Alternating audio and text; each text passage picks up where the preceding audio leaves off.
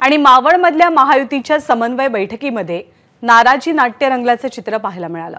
RPI Maval तालुका अध्यक्ष स्वप्नील कांबळेंना मंचावरती स्थान न दिल्यामुळे आरपीआय गट बैठकीतून बाहेर पडला।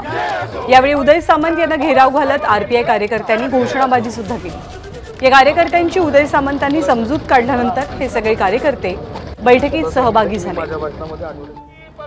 पार्टी ऑफ इंडियाचा नेते रामदासजी आठवले साहेबांचा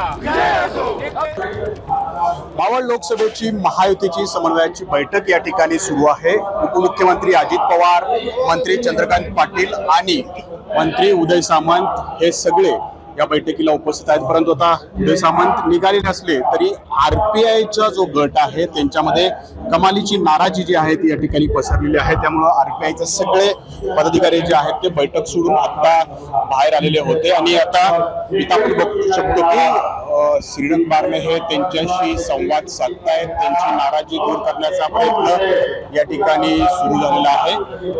नेमकं कशामुळे ही नाराजी त्यांच्यात पसरली आहे याची कल्पना जी आहे ती अद्याप आलेली नाहीये। त्यांचं नेमकं काय म्हणणं आहे हे आपण त्यांच्याकडून जाणून घेणार आहोत।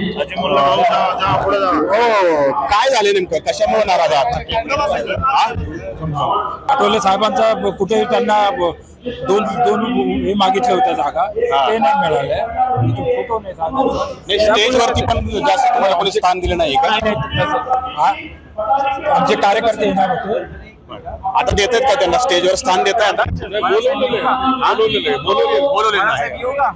तर आपण हे बघतोय की इथं हे सगळे आरपीआयचे पदाधिकारी कार्यकर्ते जे आहेत ते कमालीचे नाराज या ठिकाणी झाले होते, कारण त्यांना मंचावरती स्थान जे आहे ते दिलं गेलं नव्हतं आणि आता त्यांना मंचावरती स्थान दिलं जात आहे। परंतु ही नाराजी येणाऱ्या या लोकसभेच्या प्रचारात श्रीरंग बारणे यांना फटका देणार ते ठरणार नाही ना। नाजिमुल्ला, एबीपी माझा, पिंपरी चिंचवड। एबीपी माझा, उघडा डोळे बघा नीट।